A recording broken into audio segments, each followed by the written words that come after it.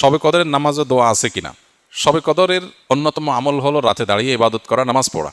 লাইলাতুল কদরে ইনশাআল্লাহ তৌফিক অনুযায়ী দুই রাকাত করে করে লম্বা লম্বা কেরাত, লম্বা লম্বা রুকু, লম্বা লম্বা সিজদা দিয়ে খুব মনোযোগের সাথে দীর্ঘ সময় নিয়ে আমরা নামাজ আদায় করার চেষ্টা করব। এটাই হলো লাইলাতুল কদরের নামাজ। এর কোনো রাকাত সংখ্যা নাই যে এত রাকাত পড়তে হবে। যার যতটুকু তৌফিক হয়, 2 রাকাত, 4 রাকাত, 6 রাকাত, 8 রাকাত, তারাবির পরে রাতভর আমরা সে নামাজগুলো পড়তে থাকবো ইনশাআল্লাহ। নামাজের পাশাপাশি লাইলাতুল কদরে করার জন্য স্পেশাল আমল নবী করিম সাল্লাল্লাহু আলাইহি সাল্লামের পক্ষ থেকে রেকমেন্ডেড আমল একটাই আছে, সেটা হলো মা আয়েশা রাদিয়াল্লাহু তাআলা বর্ণিত হাদিসে যে দোয়ার কথা আমরা জানি, সেটা হলো আল্লাহুম্মা ইন্নাকা আফুউন তুহিব্বুল আফওয়া ফাফু আন্নি। হে আল্লাহ, আপনি ক্ষমাশীল, ক্ষমাশীলতাকে পছন্দ করেন, অতএব আমাদেরকে ক্ষমা করে দিন।